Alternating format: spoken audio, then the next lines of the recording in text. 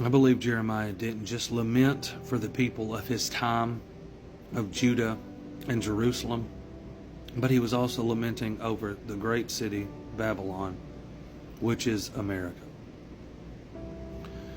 Lamentations chapter 1, verses 1 and 2. How doth the city sit solitary, that was full of people? How is she become as a widow? She that was great among the nations, a princess among the provinces, how is she become tributary? She weeps sore in the night, and her tears are on her cheeks. Among all of her lovers, she hath none to comfort her. All of her friends have dealt treacherously with her. They are become her enemy. Revelation 17, starting in verse 15. And he saith unto me, the waters which thou sawest, where the horse sits, are peoples, multitude, and nations, and tongues. And the 10 horns which thou sawest upon the beast, these shall hate the whore, which means they don't hate her yet, but they will, and shall make her desolate and naked, and shall eat her flesh and burn her with fire. For God hath put it in their hearts to fulfill his will, and to agree, and give their kingdom unto the beast, until the words of God shall be fulfilled. And the woman which thou sawest is that great city, which reigns over the kings of the earth. America is currently a superpower. She's reigning over everyone else in the earth. Going back to Lamentations, chapter 1, verse 1.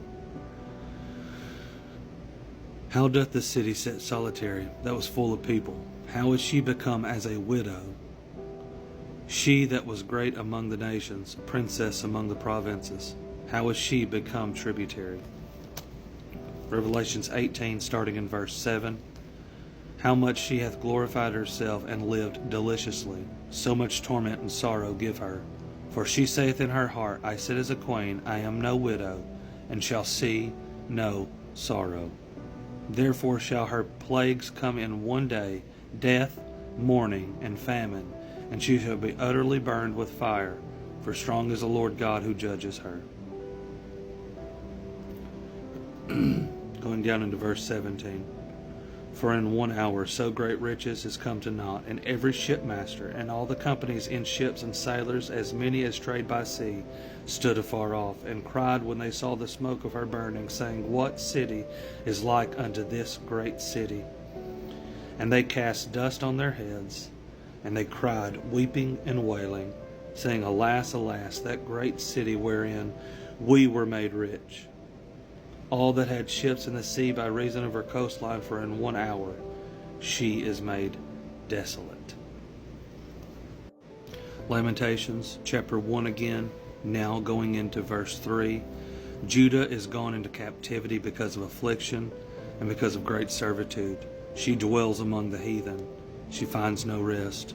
All of her persecutors overtook her between the straits. The ways of Zion do mourn, because none come to the solemn feast. All of her gates are desolate, her priests sigh, her virgins are afflicted, she is in bitterness. Her adversaries are the chief, her enemies, for the Lord hath afflicted her, for the multitude of their transgressions. Her children are gone in captivity before the enemy, and from the daughter of Zion all of her beauty is departed. Her princes are become like harts that find no pasture, and they are gone without strength before the pursuer. America is Israel's ally. So if America is destroyed, they can then turn their focus on Jerusalem and Judah.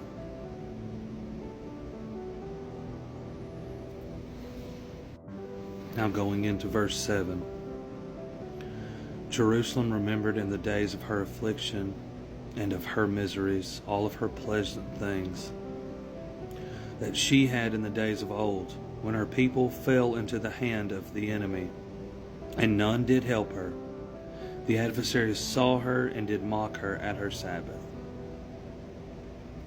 Why did none help her? Because in the future there's no one there to help her. Jerusalem hath grievously sinned, therefore she is removed. All that honored her despise her, because they have seen her nakedness.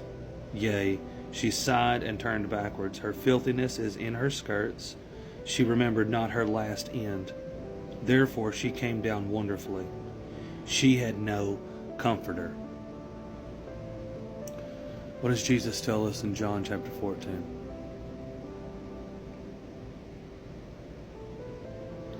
O Lord, behold my afflictions, for the enemy hath magnified himself. The adversary hath spread out his hands upon all her pleasant things, for she hath seen that the heathen entered into her sanctuary. Is that speaking of the Antichrist? It sounds like it.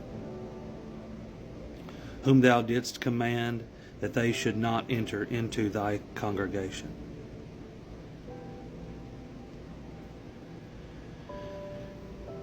And all her people sigh. They seek bread. They have given their pleasant things for meat to relieve the soul. See, O Lord, and consider, for I am become vile. Matthew 24, starting in verse 15. And when ye therefore shall see the abomination of desolation spoken of by the prophet Daniel stand in the holy place, whosoever readeth, let him understand. Then let them which are in Judea flee into the mountains. Let him which is in the housetop not come down to take anything out of his house, neither let him which is in the field return back to take his clothes. And woe unto them that are with child, and them that give suck in that day. But pray that your flight be not in the winter, neither on a Sabbath day. For then shall be great tribulation, such as was not since the beginning of the world to this time, nor ever shall be. And except those days should be shortened, there should no flesh be saved, but for the elect's sake, those days shall be shortened. But for the elect's sake. That's speaking of the Jews.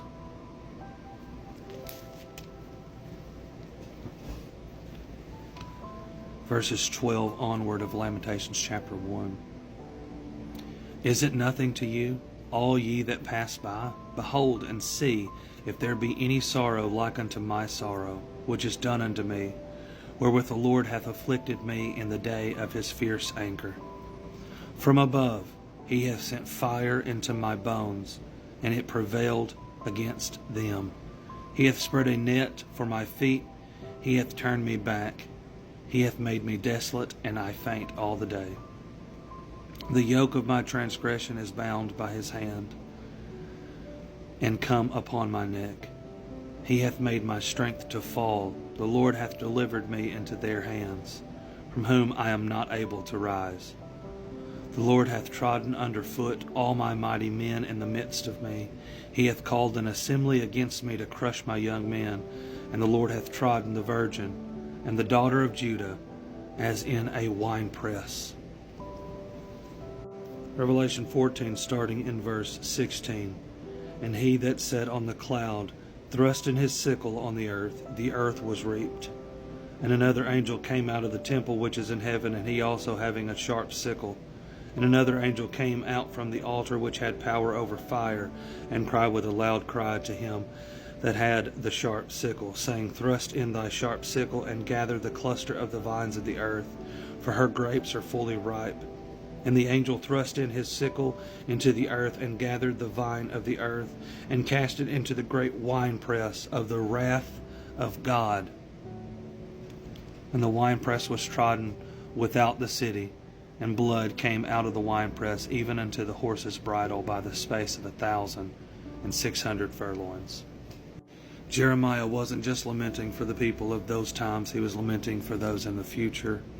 Finishing now verses 16 and 17. For these things I weep, my eyes run down with water, because the Comforter that should relieve my soul is far from me. My children are desolate, because the enemy prevailed.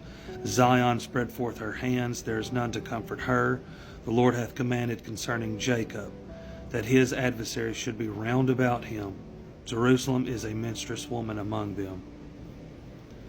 Jacob's name was changed to Israel. This is Israel's trouble. Jeremiah was lamenting over them at that time and them in the future.